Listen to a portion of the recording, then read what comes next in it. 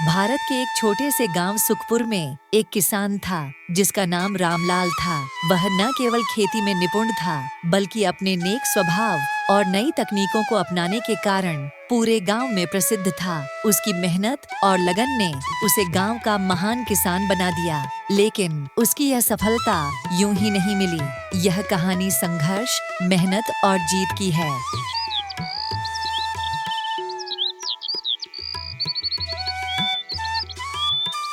रामलाल अपने खेत को देख रहा है। चेहरे पर चिंता की लकीरें हैं। पत्नी रीमा पास आती है।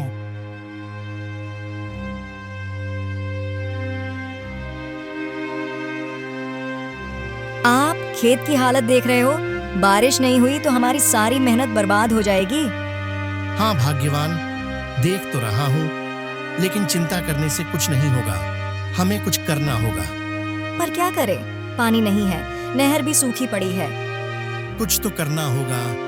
मैं गांव के बुजुर्गों और नए किसानों से सलाह लूंगा। हार मानने से कुछ नहीं मिलेगा। रामलाल गांव के अन्य किसानों से मिलता है, लेकिन सब हताश हैं। वह हार नहीं मानता और गांव के सबसे बुजुर्ग किसान दादाजी के पास जाता है। बेटा, तुम्हारी सोच अच्छी है, लेकिन बिना जल प्रबंधन के खेती नहीं हो सकती। हमें पुराने तरीकों के साथ साथ नई तकनीकों को अपनाना होगा। नई तकनीक?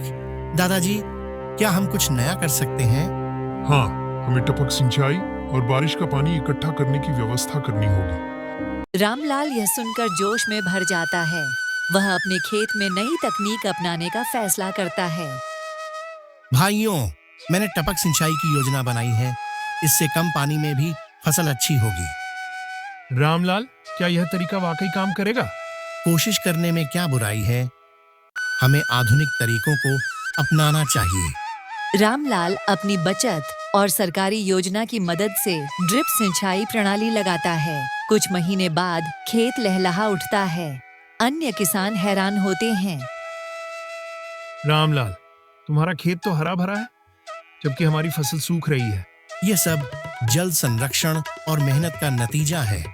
अगर हम सभी मिलकर इस तकनीक को अपनाएं, तो सूखा कभी हमारी फसलों को बर्बाद नहीं कर पाएगा।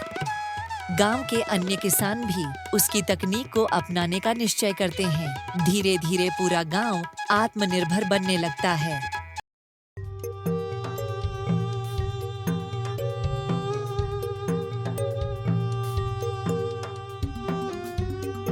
ये रामलाल गांव के किसानों को भड़का रहा है। अगर सब आत्मनिर्भर हो गए तो हमारे खेतों में काम कौन करेगा और हम कर्ज कैसे देंगे? अगर किसान खुद सक्षम हो गए तो हमें घाटा होगा। वे मिलकर रामलाल को रोकने की योजना बनाते हैं। एक दिन जब रामलाल अपने खेत पर काम कर रहा होता है, तब वे उसके टपक सिंचाई के पाइप काट देते हैं और उसकी फसल को नुकसान पहुंचाने की कोशिश करते हैं। अगले दिन गांव के लोग खेत में आते हैं और देखते हैं कि फसल नष्ट हो गई है। रामलाल सदमे में खड़ा है। यह किसी की साजिश है, लेकिन मैं हार नहीं मानूंगा। हमें फिर से शुरुआत करनी होगी। गांव के युवा और अन्य किसान रामलाल का समर्थन करते हैं। वे सरकार से मदद की मांग करते हैं और नई योजना के तहत फिर से खेती शुरू करते हैं। धीरे धीरे गांव में सुधार होने लगता है। सुखपुर गांव अब एक आदर्श कृषि गांव बन गया है। ये सब रामलाल जी और उनके प्रयासों की वजह से हुआ है। गांव के लोग खुशी से झूम उठते हैं। रामलाल को सम्मानित किया जाता है। रामलाल भाई, आज हम सब आत्मनिर्भर बन गए हैं। ये हम सबकी मेहनत का फल है। अगर हम सीखने और बदलने के लिए तैयार रहें, तो कोई भी समस्या हमें हरा नहीं सकती। गांव में खुशी की लहर दौड़ जाती है। सब किसान नए जोश से खेती में जुट जाते हैं। सुखपुर अब आत्मनिर्भर गांव बन चुका था। रामलाल की यह कहानी हमें सिखाती है कि परिश्रम, नई सोच और हार न मानने का जज्बा हमें किसी भी मुश्किल से बाहर निकाल सकता है।